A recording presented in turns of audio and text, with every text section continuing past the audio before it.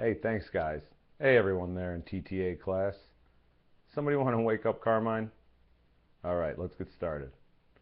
Imagine we're back to 1991, walking through the woods, and you have a great idea for a meeting that's happening halfway around the world. With no hardline phone nearby, you'd be out of luck, right? The moment's lost.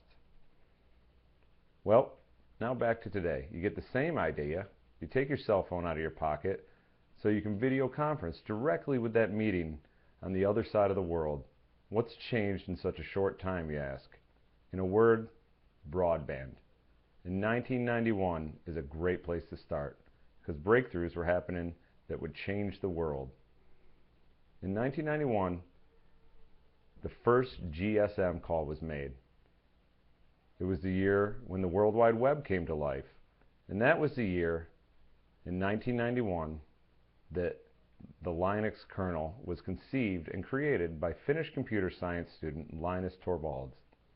These three seemingly unconnected events really did change the world. And today, 20 years on, we have around 85% of the world population covered by mobile telephony. GSM and technology has made us mobile. It's evolved to mobile broadband so we can use the World Wide Web everywhere our phones, laptops, and other devices would take us. The ability to be connected and to use sophisticated applications and networks has become an everyday thing. We pretty well take for granted the fact that we can interact with anyone and be part of the information and knowledge flow anywhere. We're living in a new open source culture in which anyone with an internet connection can make their creations available to the public unmediated by the old gatekeepers. The result has been an unprecedented outpouring of creativity.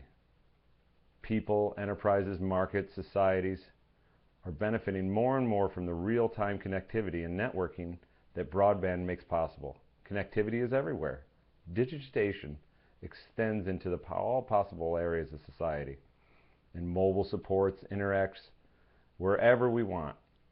Digital life and analog life are merging, and our emerging network societies are already benefiting from the fundamental transformation across industries, public services, and in private life. So what do we mean by broadband? Well, it starts with an infrastructure that is really kind of defined loosely as a network of deployed telecommunications equipment and technologies necessary to provide high-speed internet access and other advanced telecommunication services for private homes, businesses, schools, and public institutions. According to the ITU, broadband is commonly used to describe internet connections that are significantly faster than today's dial-up technologies. But it's not a specific speed or service. The ITU defines broadband as transmission capacity that is faster than primary rate ISDN at 1.5 or 2.0 megabits. Elsewhere, broadband is considered to correspond to transmission speeds equal to or greater than 256 kbits.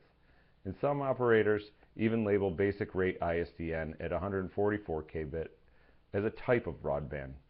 But for our purposes, 256 kbit is generally taken as the minimum speed, and so we use the following definitions. Analog equals a narrowband internet access, but doesn't include ISDN. And broadband would be cable modem and ADSLs. I know it's a mouthful, but in reality it barely scratches the surface of what broadband is or what it means to modern society. We see this transformation occurring in just about every issue affecting broadband. The restructuring of the Universal Service Fund is a response to the declining telephones and the emergence of broadband, mobile, fixed, and wireless as the new necessity of the day. Lifeline government programs long reserved for preserving heating, electrical, and telephone services for the disadvantaged are being eyed for broadband. Net neutrality recognizes the promise of broadband services providers and the power they yield by controlling and regulating internet traffic. Sometimes we lose sight of what broadband has meant for so many different industries. As people become more and more immersed in their profession or hobby, broadband becomes a critical facilitator of that pursuit. The use of broadband is often compared to the introduction of electricity, as Sean said earlier. Broadband is even being defined by policymakers as a necessity, in the same category as electricity, heat, and phone service.